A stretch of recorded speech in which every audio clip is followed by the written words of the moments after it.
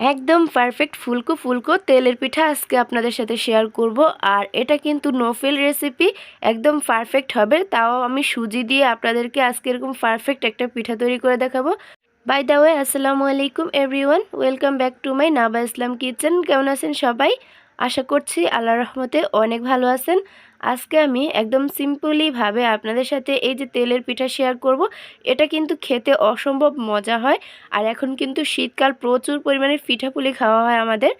এই পিঠা কিন্তু শীতে না খেলে দারুণ মিস করবেন। তো চলুন শেয়ার করছি কিভাবে আপনারা এটি তৈরি করুন। প্রথমে একটা মিক্সিং বাটি নিয়েছি। এরপর আমি এখানে 1 কাপ পরিমাণ ময়দা নিয়েছি, আপনারা চাইলে আটা ইউজ করতে পারেন। হাফ কাপ নিয়েছি সুজি, সাথে অ্যাড করে দিয়েছি 2 টেবিল চামচ পরিমাণ পাউডার মিল্ক দিয়ে দিয়েছি, এটা কিন্তু মোস্ট ইম্পর্ট্যান্ট। এরপর আমি এখানে হাফ চা চামচ লবণ অ্যাড করে দিয়েছি। এখন আমি মিষ্টির জন্য অ্যাড করে দিয়েছি হাফ কাপ পরিমাণ চিনি। আপনারা কিন্তু আপনাদের টেস্ট অনুযায়ী মিষ্টিটা ব্যালেন্স করে নিতে পারবেন। এরপর একটা হ্যান্ড উইস্কের সাহায্যে কিন্তু এই শুকনো উপকরণগুলো একবার ভালো করে মিক্স করে নিচ্ছি।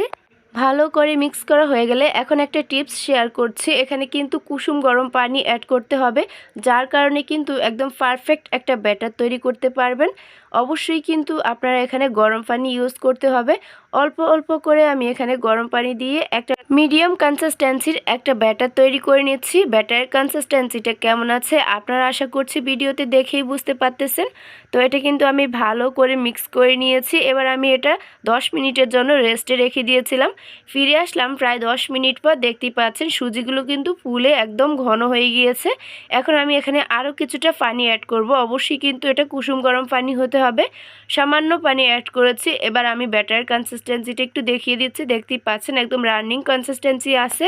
এবার চলে এসেছি সরাসরি কিচেনে। আগে থেকে একটা কড়াইতে এখানে আমি 1 কাপ পরিমাণ তেল গরম করে নিয়েছি। অবশ্যই চুলার আঁচটা মিডিয়াম হিটে রাখতে হবে।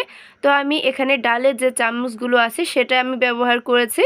তো এটা দিয়ে কিন্তু সুন্দর করে আমি 1 চামচ দিয়েছি।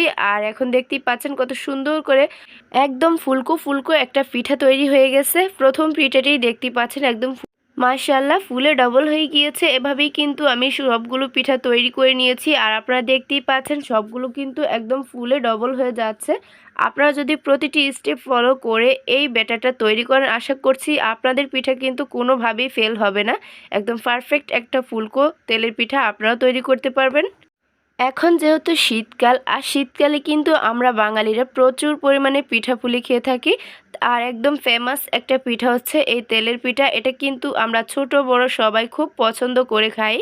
আরও একটা ইন্টারেস্টিং বিষয় হচ্ছে এই পিঠাগুলো তৈরি করা যায় একদমই ঝটপট, কম খরচে। একদম হাতে সময় না থাকলে এই পিঠাটি ঝটপট তৈরি করে ফেলতে পারবেন। আর এটা কিন্তু অতিথি আপ্যায়নের জন্য একদম পারফেক্ট একটা পিঠা। ছোট বড় সবার পছন্দের এই পিঠাটি আপনাদের কেমন লেগেছে অবশ্যই কিন্তু কমেন্ট করে জানাতে ভুলবেন না।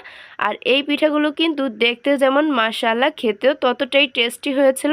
এটা টেস্টি হওয়ার কারণ হচ্ছে আমি এখানে গুঁড়া দুধ অ্যাড করেছিলাম। এটা কিন্তু মোস্ট ইম্পর্ট্যান্ট। এখন আমি আপনাদেরকে এটা একটু ছিঁড়ে ভিতরটা শেয়ার করছি। দেখতেই পাচ্ছেন ঝটপট এই পিঠাটা কতটা পারফেক্ট হয়েছে, ভিতরে কতটা জালিদার, সুন্দরভাবে সেদ্ধ হয়ে গিয়েছে। আজকের এই ভিডিওটি দেখতে দেখতে যদি কোথাও একটু পরিমাণ ভালো লেগে থাকে অবশ্যই কমেন্ট করে জানাবেন। আর ভালো লেগে থাকলে অবশ্যই একটি শেয়ার দিয়ে দিবেন।